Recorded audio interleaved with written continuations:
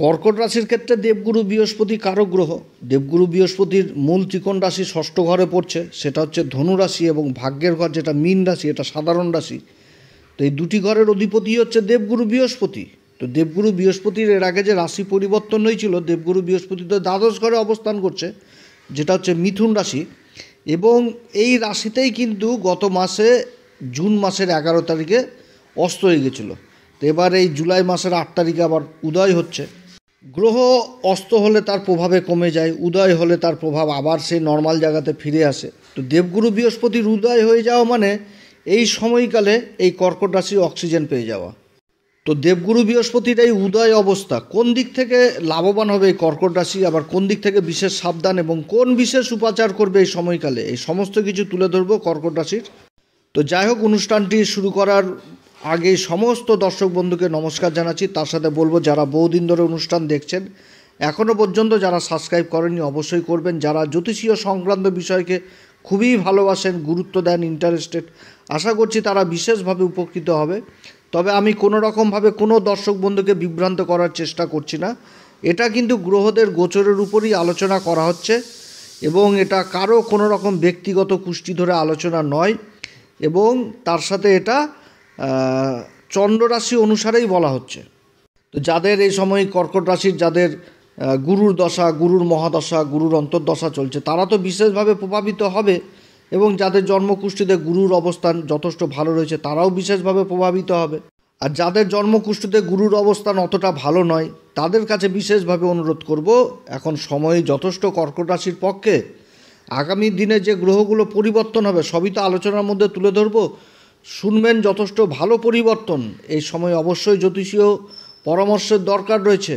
তা আপনাদের আশেপাশে যারা ভালো জ্যোতিষী রয়েছে তাদের সাথে অবশ্যই আলোচনা করবেন, উপাচার নেবেন, কিভাবে দেবগুরু বৃহস্পতিকে ঠিক করা যায়। এমন কিছু কিছু শক্তিশালী উপাচার রয়েছে যেগুলো করলে জীবনে গুরুর প্রভাব অন্তত যথেষ্ট বৃদ্ধি পায় এবং ভালো ফল দেয়। তো এর জন্য আপনারা আমাদের সাথেও যোগাযোগ করতে পারেন। আমাদের হোয়াটসঅ্যাপ নাম্বার দেওয়া রয়েছে, এখানেতে মেসেজ মাধ্যমে যোগাযোগ করতে পারেন। তবে আমাদের সাথে যোগাযোগ করলে শুল্ক লাগু থাকবে। আর আমাদের সাথেই যে যোগাযোগ করতে হবে এরকম কোনো ব্যাপার নাই, বড় বড় সব জ্যোতিষী রয়েছে তাদের সাথেও যোগাযোগ করতে পারেন, যে সঠিক মার্গ আপনাকে দেখিয়ে দিবে আর কি। তো যাই হোক, অনুষ্ঠানটি শুরু করছি। দেবগুরু বৃহস্পতি দ্বাদশ ঘরে অবস্থান, এবং দ্বাদশ ঘরেই কিন্তু উদয় হচ্ছে, সঙ্গে কিন্তু সূর্যদেব থাকছে। সূর্যও মাসের মধ্যভাগে কিন্তু আবার রাশি পরিবর্তন করবে, চলে আসবে রাশির উপর। আর রাশির উপর আগে থেকে বুধ অবস্থান করছে। বুধ কিন্তু 70 দিনের জন্য রাশির উপরেই থাকছে, রাশি থেকে নড়চড় করবে না। এবং যে মুহূর্তে দেবগুরু বৃহস্পতি উদয় হচ্ছে, সেই মুহূর্তে কিন্তু বহু গ্রহ তারাও কিন্তু তাদের পজিশন কিছু না কিছু চেঞ্জ করছে, নক্ষত্র পরিবর্তন হয়ে যাচ্ছে। যেমন সূর্যদেব অবস্থান করছে পুনর্বসু নক্ষত্রে দেবগুরু বৃহস্পতির সাথে। পুনর্বসু নক্ষত্রের অধিপতি হচ্ছে স্বয়ং দেবগুরু বৃহস্পতি, এবং পুনর্বসু নক্ষত্রের আবার অধিপতি দেবতা হচ্ছে অদিতি। অদিতি হচ্ছে কে? সূর্যদেবের মাতা। সূর্যদেবের মাতা, এবং এই নক্ষত্রের যে সিম্বল আমাদের জ্যোতিষশাস্ত্র মতে সেটা হচ্ছে ধনুষবাণ। তো ধনুষবাণ কার কাঁধে ছিল? আমাদের পরম প্রেমময় সবার প্রিয় রাম ঠাকুরের কাঁধেই তো এই ধনুষবাণ ছিল। তো সূর্য হচ্ছে গ্রহদের রাজা, তার কাঁধে এখন ধনুষবাণ এসছে। তাহলে এখান থেকে কী জিনিস উঠে আসছে? শালীনতা জিনিস উঠে আসছে, ভদ্রতা জিনিস উঠে আসছে, ধৈর্য জিনিস উঠে আসছে। তারপরেই তো একাগ্রতা হবে, এবং তারপরেই তো লক্ষ্যভেদ হবে। তো সূর্য এই নক্ষত্র অবস্থান করছে দেবগুরু বৃহস্পতির নক্ষত্রে, এবং দেবগুরু বৃহস্পতির সাথেই কিন্তু জুতি তৈরি করেছে। তাহলে দেবগুরু হচ্ছে কি? দেবগুরু হচ্ছে ধর্মের কারক। যেই ঘরটাতে অবস্থান করছে দেবগুরু বৃহস্পতি, সেটা হচ্ছে আধ্যাত্মিকতার ঘর, আধ্যাত্মিকতা, ঈশ্বরের ঘর। এক কথায় বলতে গেলে যে দ্বাদশ ঘর থেকে ঈশ্বর, মোক্ষ লাভ সব কিছু কিন্তু এই ঘর। তো এই ঘরে দেবগুরু বৃহস্পতির অবস্থান, এবং কালপুরুষ চক্রে এটাই কিন্তু মীন রাশি পড়ছে। অর্থাৎ দেবগুরুর এখানটাতে যথেষ্ট বল পাচ্ছে, বলহীন না। যে মিথুন রাশিতে বসেছে, যার জন্য দ্বাদশ ঘরে বসেছে দেবগুরু বৃহস্পতি একদম খরচার উপর খরচা করে দিবে, সেটা না। দেবগুরু বৃহস্পতি যে খরচাটা করাবে সেটা কিন্তু ধর্মের পথেই হবে, নিজের জন্য হবে, নিজের মঙ্গলের জন্য হবে। এটাই কিন্তু দেবগুরু বৃহস্পতির এই দ্বাদশ ঘরে অবস্থান। তো সূর্যের এই নক্ষত্রে অবস্থান অনেক কিছু ভালো হবে এই সময়কালে। সূর্য হচ্ছে এই কর্কট রাশির ক্ষেত্রে ধনসম্পত্তির ঘরের অধিপতি। তো সূর্যের এই অবস্থান, আবার দেবগুরু বৃহস্পতি অবস্থান করছে আদ্রা নক্ষত্রে। আদ্রা নক্ষত্রে উদয় হচ্ছে, এবং দেবগুরু বৃহস্পতির যে দৃষ্টিগুলোতে প্রত্যেকটি দৃষ্টিতেই কিন্তু অমৃত ধারা। এবং দেবগুরু বৃহস্পতি কি জ্ঞানের কারক, ধর্মের কারক, শিক্ষার কারক, জ্ঞানের প্রদীপ, জ্ঞানের আলো। এক কথায় বলতে গেলে যে অজ্ঞানতার অন্ধকারকে দূর করে দেবগুরু বৃহস্পতির জ্ঞানের আলো। তো দেবগুরু বৃহস্পতির দৃষ্টিগুলো যে ঘরে পড়বে সেই ঘরগুলোকেও বিশেষভাবে শুভ করে দিবে। এবং দেবগুরু বৃহস্পতি যে পঞ্চম দৃষ্টি পড়ছে সুখের ঘরে, সপ্তম দৃষ্টি পড়ছে একদম ষষ্ঠ ঘরে যেটা হচ্ছে তার মূল ত্রিকোণ রাশি, এবং নবম দৃষ্টি পড়ছে আবার অষ্টম ঘরে। তো এই তিনটি ঘরকেও যেরকম প্রভাবিত করবে তার মাঝখানের ঘরগুলোকেও প্রভাবিত করবে। এই যে পঞ্চম আর সপ্তম ঘরের মাঝখানের ঘর যেটা হচ্ছে পঞ্চম ঘর, এটাকেও প্রভাবিত করবে, দাম্পত্য জীবনের ঘরকেও প্রভাবিত করবে। তো যাই হোক, দেবগুরু বৃহস্পতি আদ্রা নক্ষত্রে অবস্থান করে তার যে দৃষ্টিগুলো, সেই দৃষ্টিগুলো যথেষ্ট ভালো দৃষ্টি, নিজের মূল ত্রিকোণ রাশিকে দেখছে। এবং সর্বোপরি তার যে নবম দৃষ্টি পড়ছে রাহুর উপরে। যে রাহু কিন্তু অবস্থান করছে সেই অষ্টম ঘর কুম্ভ রাশিতে, এবং অবস্থান করছে দেবগুরু বৃহস্পতির নক্ষত্র পূর্বা ভাদ্রপদে। তাহলে এখানটাতে রাহুর সাথেও কিন্তু নবম পঞ্চম যোগ। তো দেবগুরু বৃহস্পতির এই গোপন ঘরে দৃষ্টি, অর্থাৎ যে গোপন চিন্তাগুলো কুরে কুরে খাচ্ছিল এই কর্কট রাশিকে এতদিন ধরে, যে ভিতরে অনেকে চিন্তা করে না, ভবিষ্যৎকে নিয়ে তো চিন্তা করে, কত রকম চিন্তা থাকে মানুষের জীবনে যেগুলো প্রকাশ করতে পারে না, ডিপ্রেশনে পড়ে যায়। তো সেই চিন্তা থেকেও মুক্ত হবে এখন এই কর্কট রাশির এই গুরুর দৃষ্টি এই রাহুর উপর পড়ার জন্য, এবং বহু গোপন কার্য সিদ্ধি হবে। সব কিছুই তুলে ধরবো। এই রাহুর উপর এই দৃষ্টি পড়ার দরুন কী হচ্ছে, যে গোপন চিন্তাগুলো দূর হয়ে যাবে। কারণ নবম দৃষ্টি, দেবগুরু বৃহস্পতির নবম দৃষ্টিতে রয়েছে বিশেষ কৃপা থাকে এই নবম দৃষ্টিতে। শনির যেমন দশম দৃষ্টিতে থাকে কর্মফল, যেটা হচ্ছে কর্ম, সেই জিনিসটা কিন্তু আবার দেবগুরু বৃহস্পতির নবম দৃষ্টিতে হয়ে যায়, বিশেষ কৃপা লাভ করে। তো অষ্টম ঘর সম্পর্কিত অনেক কাজগুলো এই সময়কালে হবে এই কর্কট রাশির। এছাড়া রাশির উপর কিন্তু বুধ অবস্থান করছে। বুধও কিন্তু রয়েছে নিজের নক্ষত্র অশ্লেষাতে। অশ্লেষা নক্ষত্র নিয়েও এর আগের ভিডিওতে অনেক কিছু আলোচনা করেছি, যে একটা খুব ভালো নক্ষত্র। একদম এই নক্ষত্রে বুধ কিন্তু একদম এই কর্কট রাশিকে বুঝিয়ে যাবে যে নিজের জিনিস, নিজের হকের জিনিস যে কাউকে দিতে হবে, মানে দেওয়া যাবে না কোনোভাবে, না তো বিপদে নিজেকেই পড়তে হবে এই সমস্ত জিনিস। এবং নিজের কাজকে কিভাবে হাসিল করতে হবে সেটাও কিন্তু অশ্লেষা নক্ষত্র ভালো মতন করে বুঝে। এবং অশ্লেষা নক্ষত্র গ্রহ থাকা মানে রাশির উপর অবস্থান করছে বুধ নিজের নক্ষত্রে। তো এইখানটাতে এই জিনিসটাও চলে আসবে, কারণ অশ্লেষা নক্ষত্রে এমন একটা নক্ষত্র, এই নক্ষত্রে জাতক জাতিকারা যে পরিস্থিতিতেই থাকুক, আজকে গরিব থাকুক, বড়লোক থাকুক, ন্যায় কাজ করুক, অন্যায় কাজ করুক, এক সময় কিন্তু ধর্মের পথে এরা আসে। কারণ তখন কিন্তু ধর্ম প্রাণ হয়ে যায়। এক কথায় বলতে গেলে যে ধর্মের কথা, ধর্মের পথে চলা, সব কিছুই ধর্ম নিয়ে চলে। এই অশ্লেষা নক্ষত্রের এটা বিশেষ গুণ, এটা ঈশ্বরে এটা জিনিস দিয়েছে। আবার দ্বিতীয় ঘর যেটা হচ্ছে মঙ্গল কেতু অবস্থান করছে। মঙ্গলও 30 তারিখে নক্ষত্র পরিবর্তন করছে, চলে এসছে পূর্বা ফাল্গুনী নক্ষত্রে। কেতু আবার নক্ষত্র পরিবর্তন করবে এই জুলাই মাসের 20 তারিখে, পূর্বা ফাল্গুনীতে চলে আসবে উত্তরা ফাল্গুনীতে থেকে। তো রাহু অষ্টম ঘরে তো অবস্থান করছে পূর্বা ভাদ্রপদে। আবার শনি কিন্তু অবস্থান করছে ভাগ্যের ঘরে। শনি কিন্তু মীন রাশিতে অবস্থান করছে, নিজের রাশিতেই অবস্থান করছে, নিজের নক্ষত্র উত্তরা ভাদ্রপদে অবস্থান করছে। এবং এই নক্ষত্রের থেকেই শনি কিন্তু হয়ে যাবে একেবারে বকরি। তো বকরি হয়ে যাচ্ছে গ্রহ, তা আবার ভাগ্যের ঘরে। এবং এই প্রাককালেই কিন্তু আবার দেবগুরু বৃহস্পতি উদয় হয়ে যাচ্ছে, যেটা বলতে গেলে একটা শনির তো নেগেটিভ প্রভাব থাকবে। শনি রাহু এরা যতই ভালো পজিশনে থাকুক, এদের মূল প্রভাব একটা নেগেটিভ থাকবেই কিছু না কিছু।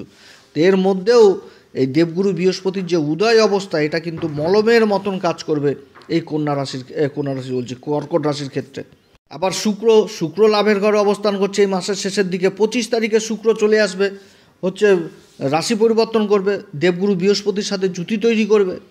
দুই গ্রহের জুতি হচ্ছে দ্বাদশ ঘরে শুক্রের অবস্থান। দ্বাদশ ঘরে শুক্র অবস্থান করলে তাকে কামধেনু গাই বলে, অর্থাৎ নিজের মনের ইচ্ছা সমস্ত কিছু পূরণ করবে শুক্র এই কর্কট রাশির ক্ষেত্রে। কারণ সুখের ঘরের অধিপতিই হচ্ছে শুক্র এবং লাভের ঘরের অধিপতি হচ্ছে শুক্র।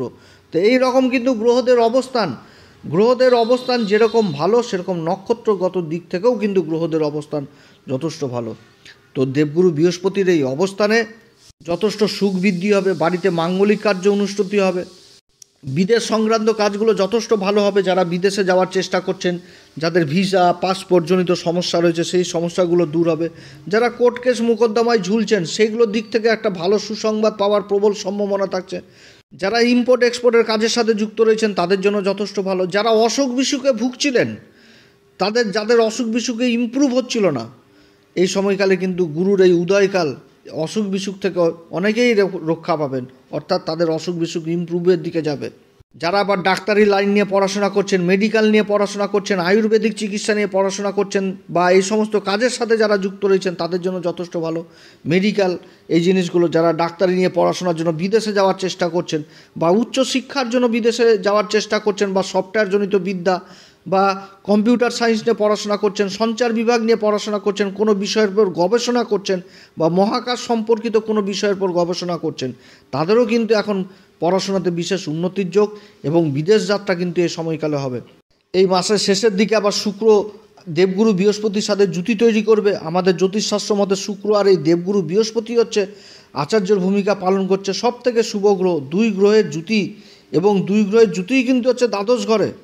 এরপরে আবার এই দেবগুরু বৃহস্পতি আগস্ট মাসের 13 তারিখে চলে আসবে, নিজের নক্ষত্র পুনর্বসু নক্ষত্রে চলে আসবে, এবং অক্টোবরের 18 তারিখে এই দেবগুরু বৃহস্পতি যে রাশির উপর অবস্থান করবে, খুবই একটা ভালো সংকেত এই সময়কালে এই কর্কট রাশির ক্ষেত্রে।